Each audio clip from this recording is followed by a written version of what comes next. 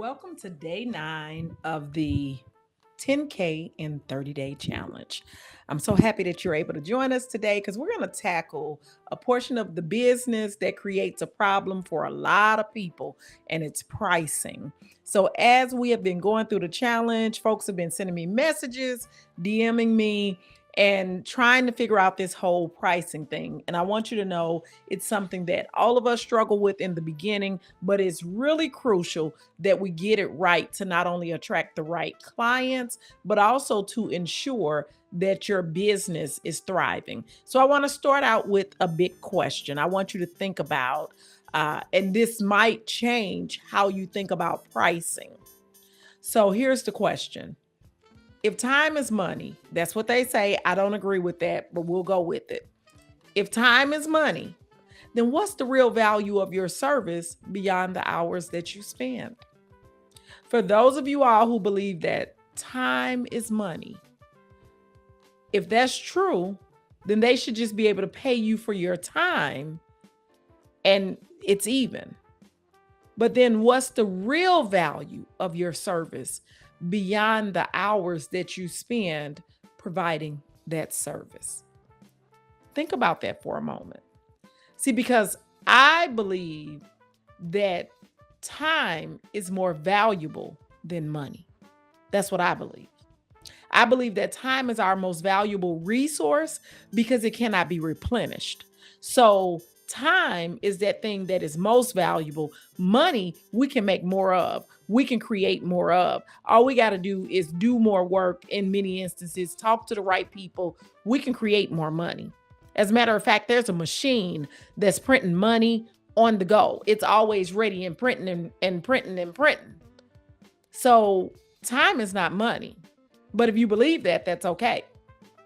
I believe that time is more valuable than money. And so the other way that I think about it is if somebody told you you had 24 hours left to live and you are an expert at this thing and a person comes and says, "Okay, how much would it cost for me to buy an hour of your time?" How much would it cost for an hour? You got 23 left. How much would you charge them for an hour of your time to teach them everything that you know about your expertise? This is the way you have to look at this time is money thing. That means that you're willing to sell your time. And for me, if I'm going to sell my time and my expertise, I'm going to think about the value that you're going to get. So pricing isn't just about placing a tag on your time. It's about understanding the value that you bring to your clients and how you can best communicate and justify this value. I think about the women who I work with. I'm showing you how to create a business. I'm showing you how to consult and sell your expertise. But the value that you're getting is so much more. I'm helping you to change your life. I'm helping you to live the life of your dreams. I'm helping you to get free. How much would you pay to be free? There probably is no price that you would not pay. So I want us to think about the thing that you're doing has value. And for me, I will tell folks, I will give you a dollar amount that I will allow you to pay me, but that doesn't represent the value that I'm providing for you. So I just want us to get this understanding, first of all, that pricing isn't just about placing a tag on your time, which is why none of us should be working for an hourly wage.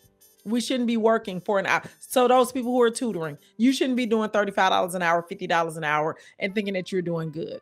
Those people who are doing professional development should not be doing $85 an hour, $150 an hour and think that you are doing a good job on your pricing, because you're not. You got to think about what is the value. How many years did it take for you to develop that understanding that you have? Just like me, I'm a leadership coach.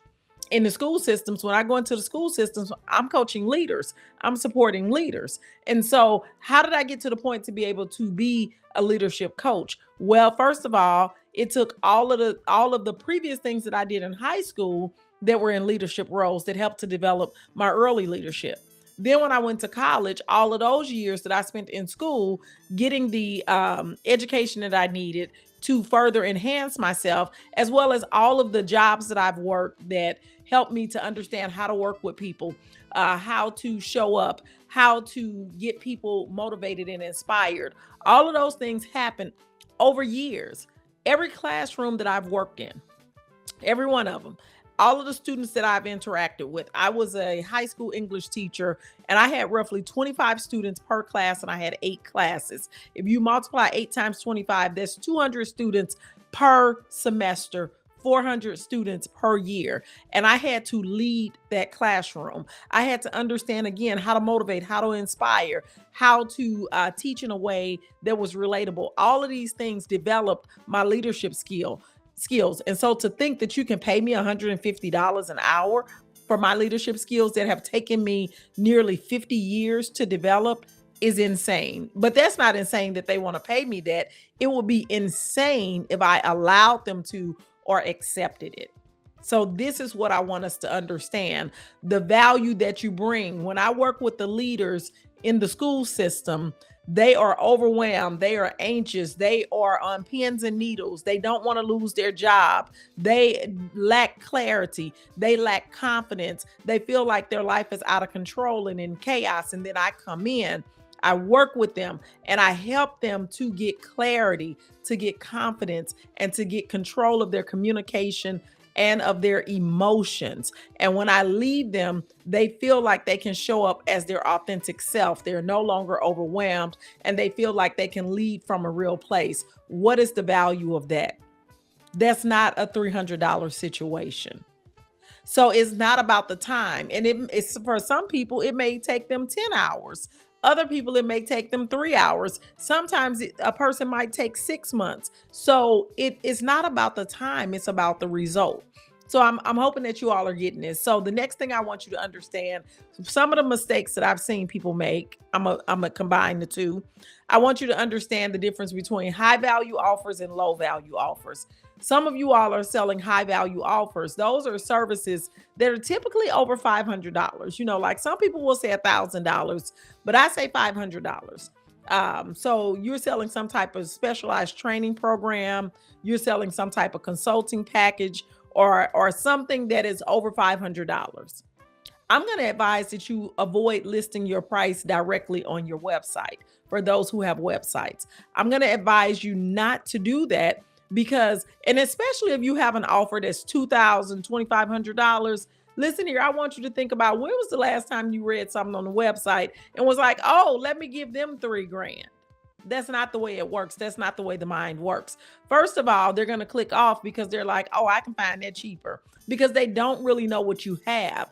They don't even have a full understanding as to what it is that you're offering. They just know what you were able to put in that text or that copy for them to be able to read, which is not everything or the true value. So you really want to give that client the opportunity to talk to you on a call so that you can make sure that it's a good fit for them, that you can deliver the value that you said. So you really want to get them on the phone, and you also need to develop trust with them, which is built in that conversation. So my advice to you is if you have one of these high ticket offers, $500, $800, $1,000, $2,500, those prices, you need to talk to them on the phone, and you should not be listing that price on the website. You should not. In my opinion, you should not, because high ticket items require trust, which is built through conversation.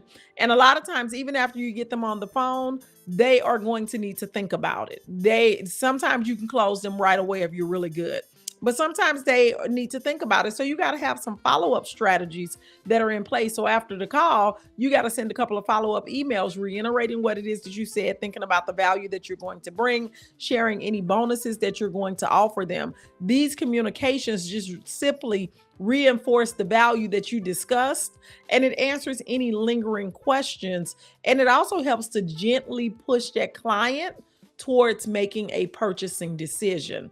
So you can't just think that because I got online and I told you about my program and I said, click the button to learn more, they clicked the button, your price was there and they didn't buy, because that's not the way human nature works. So take the price away, let them know what it is they're going to get. They're intrigued now. and tell them they can book a free call with you. On that call, you can explain, you can hear what it is they're trying to do. You can understand what it is that they're offering. I mean, what it is that they, are having a challenge with. And then you can explain to them how what it is you do or what it is that you have will help them to get to bridge that gap. So they're over here, they're trying to get over here. There's a big gap in the middle. You have the bridge that's going to close that gap. That's going to allow them to cross that bridge from I'm over here, but I want to get over here. And you're going to let them know I have the solution.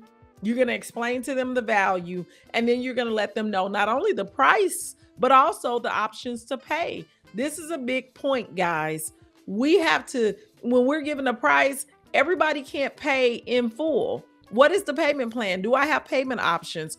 Is there a way that I can break this up? They shouldn't have to ask you that. You should be willing to let them know this is the price, and there are a couple of ways that you can pay for this. You can pay it in full, and that would be awesome. We take all forms of payment, credit card, Zelle, or you can do a payment plan. We have a 4-pay payment plan in which you can pay 20%, 25% down, 25% a quarter of the way, 25% once we're halfway through, and 25% upon completion of services.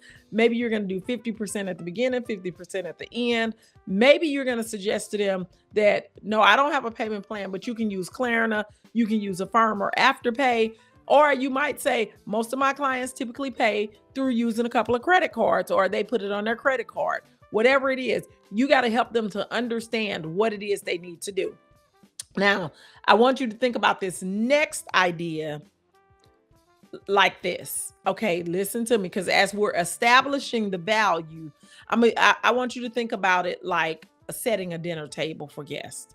So when you're setting a dinner table, and y'all know I love my good dinners with folks and having the whole shebang. You don't just throw everything on the table at once. Like when I'm setting a dinner table, I don't bring all of the pieces to the meal out at one time. I do not, because it will be overwhelming and it won't do what it is I want it to do. So I will bring out in the beginning some appetizers and some hors d'oeuvres. And they are specifically picked to make sure that they're not getting too full, but they're getting enough to let them know, oh, this dinner is about to be good. And then when it comes time, I'm bringing out the salad to, make sure that I'm meeting everybody where they're at. We always have a couple of vegans or vegetarians. We always have somebody who doesn't eat pork, all of the different things. So I bring out a salad.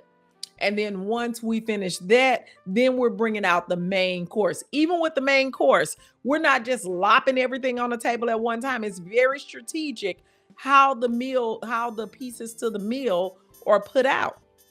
And so we might bring the butter out, and then we'll bring all of the condiments out that will be necessary. We bring those out first instead of last. We'll bring the rolls out to the table, and then we'll bring some of the side dishes out. And the last thing that we put on the table, or it would be the meat. And I'm just telling you how we do it at our family functions. The meat is the last thing. So if it's a ham, if it's a turkey, whatever that meat might be, it might be a brisket, it might be some prime rib, it's coming out last. And we're already passing around the vegetables when the meat comes out, okay? And the gravy is already there. All the things that they need are already there. And so I really want you to think about your program, product, service in that manner. You arrange it course by course because it's going to enhance the overall experience. You don't just go plop everything on the table and say, here are 10 things, pick from it. So if you think about it like that, your pricing should lay out the value step by step, okay? Not just as a single figure, but as an experience that builds. When I talk to people about my mastermind, I let them know we're going to get you business ready. We're going to help you to establish the business appropriately. You're going to be no different from Walmart, Nike, Foot Locker. You're going to have the same certifications, the same credentials. Everything will be the same. You will also establish business credit. As you establish this business credit, it will allow you to not use your school paycheck or your work check to fund your business. So we're going to get your business credit set up, and then we're going to make sure that you have all of your certifications that again allows you to be sustainable and to go after opportunities that may not have been available. And then once we do that, we're going to get you product ready. We're going to help you to create a high quality product that you can sell to schools, community-based organizations, the federal government, and to colleges and universities. In this product, you're going to have three types of products: good, better, best. One product that has 3 price points. So you're going to have the good, better, best pricing module. But not only that, we're also going to set up the automation that needs to go with it so that you're not running back and forth to your computer. So all the emails they need to receive, all the access they need to receive, all of the reminders they need to receive, all of the upsells that you can offer, all of that is going to be done in that product ready portion of the program. And it's going to also help you to set up your tech and all of your automation. And then the next layer is market ready. Now that we have everything set up, you're ready to market. You're ready to be visible. You're ready to create awareness. You're ready to launch your product and acquire clients in the market ready phase. And then we teach you the 10 ways to get clients in schools, colleges, and community-based organizations. So you see how it stacks on top of each other. And then if they are not ready for the mastermind, that's the only thing that I'm selling. If they're not ready for the mastermind, then I will go to a different product that may work best for them. So I really want you to understand. And then I also tell them that the mastermind is a total solution. It's going to give you the full solution. It's going to take care of everything from your idea all the way to your first contract. Now, when you and what type of piece would that give you? How long have you been trying to do this? A lot of the folks have been trying to do consulting for 2, 3, 4 years. We can have this done and in the books in 6 to 9 months if you will follow the steps and do the things that we ask you to do and get out of your comfort zone. So think about the value. We're going to save you time. We're going to help you to collapse time. So I really want you to shift your focus from the hours you spend to the outcome you deliver. Are we understanding it? And so I'm gonna give you all a couple of examples. So let's say you're a graphic designer. Instead of charging hourly, you could offer a branding package that includes a logo, a business card design, and a style guide, priced as a whole based on the value it brings to your client's business and not just the hours that it takes. So some people would say, well, it's going to take me about 2 hours to do the logo, maybe an hour to do the business card, and a style guide. That's going to be about 7 hours of work, maybe 8 hours. And if I charge them $25 an hour, that's $200. When you can offer that as a package and think about what it's going to do for that person's business and how it's going to elevate their brand. And then you offer them that package for $500 because your expertise, you need to be paid for your expertise. So when a client, and then this other misconception I want to tell you all about is when a client tells you their budget. When a client tells you their budget, that's not the ceiling. That's a starting point. So you got to talk to them to understand what they truly need and how you can adjust your services without compromising your worth. So when they say, oh, I only have $200. Okay, well, which parts of the package do you think that you truly need so we can figure out what we need to take away? So we're not compromising the worth. The value is still there. If we said it was $1,000 package, it's $1,000 package. The price doesn't just come down to $200. But if you know that this is your budget, okay, let's figure out how we can make this work. You can't get all the things in $1,000 package, but you can get these 2 things, and it'll still get you, part of what you're trying to get. So I want us to really think about pricing, where we're coming up with this pricing from, and stop looking at what other people are pricing their products, and let us stop being afraid to ask to be paid. Just remember, these folks are going to pay other people. They're going to pay other people. Now, a couple of things that I have to say, or it just wouldn't be right, is that some people, let me be clear, some people will price too high in an effort to self-sabotage. They don't know that they're self-sabotaging. They will charge a price that is so high, and you keep getting no's. No, no, no, no, no, no, no. And instead of them taking a step back to say, let me reevaluate my price, they think, oh, they just don't want to pay me. No, that's really you self-sabotaging yourself. You know the price is too high.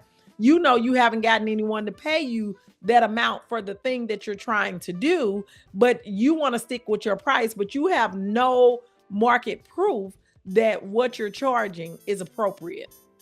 So I don't want us to self-sabotage with that price that's too high, but I also don't want us to underbid ourselves with a price that's too low. And those are money mindset issues that we have that makes us underprice ourselves. The underpricing is a real issue. And I'm going to say again, I recommend We Should All Be Millionaires by Rachel Rodgers to help you with your money mindset, because those are some beliefs that you've had subconsciously built in since you were a child, and you don't even know that they're there. And so I was talking to one of my folks the other day, and she charged $1,000 for the support some curriculum support. Well, I think that after the fact, she realized that she didn't charge enough, because as soon as she said the price, the lady was like, "Oh yeah, send the invoice. We're ready." Well, that's the first indicator that, honey, you undercharge, you underbid. They said, let me get it before you realize that you don't underbid, because they know how much work it's going to take. And they know because they paid for it before, likely. And so the hope, she probably charged 1,000 because she didn't want to say a number that was going to scare them off. But here's the thing, she couldn't say 1,000. And then when the lady said, oh yeah, send me the invoice. Oh, wait a minute. You said that too quick. I should have said 2,500. You can't do that. But what you can do, you can start at 2,500 and you can go down if you need to. So when you're pricing, you can always go down, but you can't go up.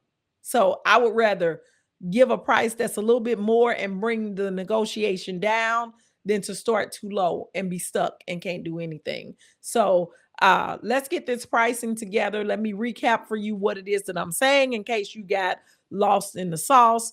First of all, if you're doing a high ticket offer, you need to get those people on the phone. It's not very likely that someone is going to hire you from a clip, an email, a social media live, or whatever, and your thing is over $500-$600. That's not the way human nature works. They will need to talk to you. They will need to ask some questions, and they're going to need to develop some trust in what it is that you're doing. They need to have spent some time with you. Maybe they sat in a webinar with you. Maybe they sat in a master class and they know that you know what you're talking about. But just coming on live, just sending out an email saying, hey, give me $2,500, give me $3,000, give me $1,000. That's typically not going to happen. So there's no need, first of all, to put the price there.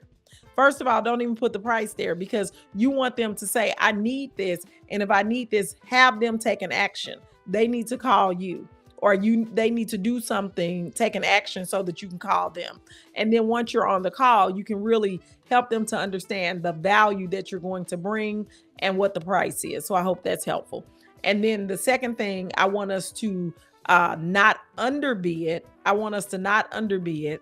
I'm sorry. The second thing is I want you to have follow-up strategies. Let me go back, because a lot of times the fortune is in the follow-up. So make sure that you're following up.